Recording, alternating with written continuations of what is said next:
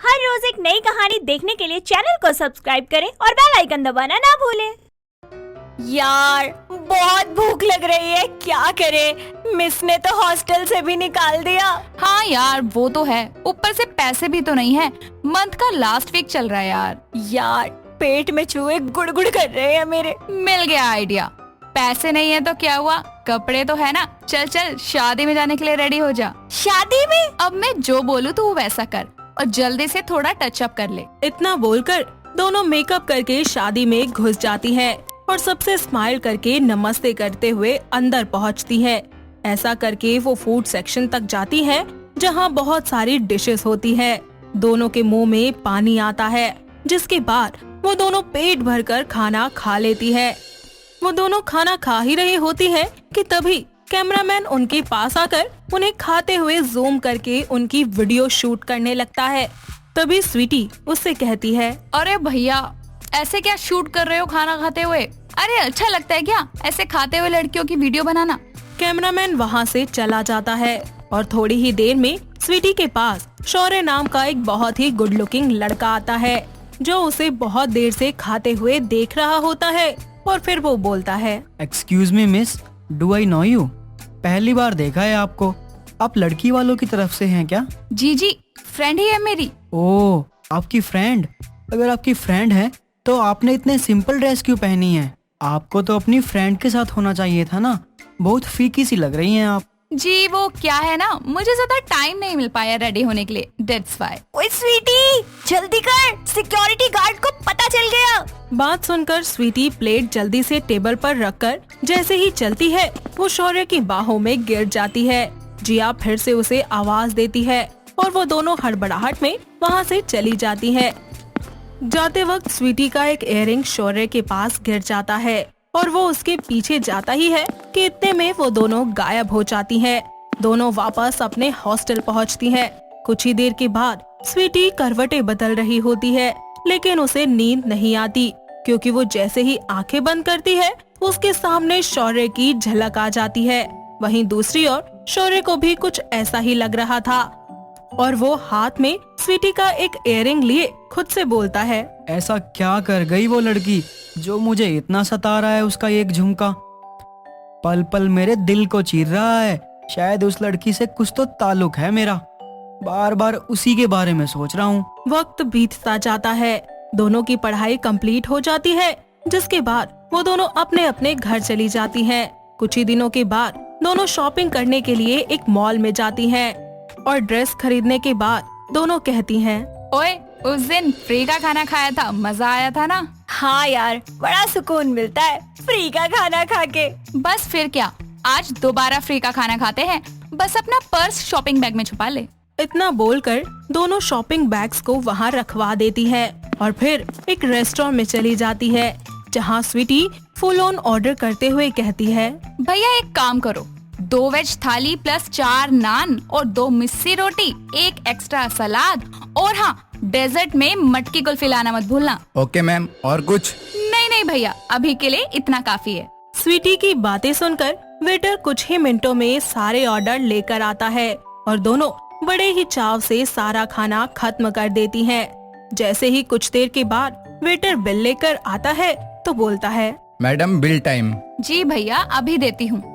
अरे मेरे पैसे कहाँ गए? जिया मेरे पर्स में तो मेरे पैसे ही नहीं है, इसी में तो रखे थे। क्या तेरे पर्स में पैसे नहीं है? हे भगवान, आखिर तेरे पैसे कहाँ चले गए? वो पैसे तो तूने आंटी के इलाज के लिए निकलवाए थे। अरे मेरे मम्मी के लिए पैसे रखे थे और आपको बिल भी तो देना है, मैं अब क्या करूँगी? भैया मेरे पैसे रास्ते में गिर गए, अगर आप प्लीज मान जाओ तो क्या मैं कल आके आपको आपके पैसे दे दूं? नहीं मैडम, ये हमारे रूल्स के खिलाफ है। आपको बिल पे करना ही पड़ेगा। आप अपने फ्रेंड से पूछिए। अरे भैया मेरे पास पैसे होते तो अब तक आपको दे ना देती। अपनी दोस्त को ऐसे परेशान थोड़ी देख सकती हूँ। कोई बात नहीं मैडम, आजकल का तो एडवांस जमाना है। ऐसा कीजिए, आप पेटीएम या ऑनलाइन पेमेंट कर दीजिए। अरे भैया वो तो हमें चलाना ही नहीं आता, इसलिए हम अपने फोन में रखते ही नहीं है। मैडम अब बताओ क्या करें? अरे भैया आपको वो मैनेजर साहब बुला रहे हैं, जरा जाके देखिए। जिया जल्दी भाग यहाँ से चल। स्वीटी के कहने पर वेटर पीछे मुड़ता ही है कि वो दोनों वहाँ से भाग जाती हैं और रेस्टोरेंट से निकलकर दोनों अपने शॉपिंग बैग वापस लेकर अपने घर के लिए निकलती हैं और दोनों एक दूसरे से कहती हैं, एक अलग ही खुशी होती है फ्री का खाना खाने की, है ना जिया? यार वो तो है, और ऐसे सारे कांड करने ना तेरे को ही आते हैं सच्ची। दोनों रास्ते में बातें करते हुए चल ही रही होती है कि स्वीटी की नजर एक लड़के पर पड़ती है जिसकी तरफ ट्रक बहुत ही तेजी से आ रहा होता है, लेकिन उस लड़के को इस बारे में कुछ भी नहीं पता होता। तभी स्वीटी उस लड़के का हाथ पकड़कर उसे अपनी तरफ खींचकर बचा लेती है और फिर बोलती है, अरे क्या तुम्हें दिखाई नहीं देता? मैं नहीं आती तो कौन बचाता तुम्हें? वो मैं क्या वो मैं? ओ हेलो, कहाँ ध्यान है तुम्हारा? तुम तो वही हो ना जो उस रात पार्टी में थे? हाँ वही हूँ। बाय द वे थैंक्स मेरी जान बचाने के लिए। मोस्ट वेलकम, बट आगे से ध्यान रखना, मैं हर बार तुम्हें बचाने थोड़ी आऊंगी। तुम दोनों एक दूसरे को पहले से जानते हो? नहीं, बट उस दिन शादी में मिले जरूर थे। सुनिए, आपने मेरी जान बचाई है, उसके लिए आपको अलग तरीके से थैंक्स कहना चाहता हूँ, आपको कॉफी पर ले जाकर। वो ठीक है, पर मेरी फ्रेंड भी आएगी। जी श्योर। तीनों कॉफी शॉप पर पहुंचकर कॉफी पी रहे होते हैं कि तभी शौर्य कहता है, वैसे मिस, आपका नाम क्या है? 2 बार मुलाकात हो गई पर नाम नहीं पता चला अभी तक। जी मेरा नाम स्वीटी है, और आपका? My self Shaurya. Oh nice name. अच्छा शौर्य, क्या तुम मेरे लिए सैंडविच ऑर्डर कर दोगे? वो क्या है ना, मैंने सुबह से कुछ नहीं खाया और मेरे सारे पैसे शॉपिंग में उड़ गए। शौर्य उनके लिए सैंडविच मंगवाता है। इसी बीच तीनों बातें करते रहते हैं। तीनों की बहुत ही अच्छी दोस्ती हो जाती है। वक्त बीतता जाता है। शौर्य और स्वीटी की मुलाकातें अब बढ़ने लगती हैं। धीरे धीरे दोनों एक दूसरे के बेहद करीब आ जाते हैं और देखते ही देखते दोनों अपने घर वालों को इस रिश्ते के बारे में बताकर कुछ ही महीनों के बाद एक दूसरे से शादी कर लेते हैं। दोनों की लव लाइफ बहुत ही अच्छे से चलती है। दोनों शादी के बाद पहली बार लंच पर रॉयल होटल जा रहे होते हैं, बट जैसे ही दोनों होटल के अंदर चेक इन करते हैं तो शौर्य को पता चलता है कि वो अपने पैसे घर पर ही भूल गया है।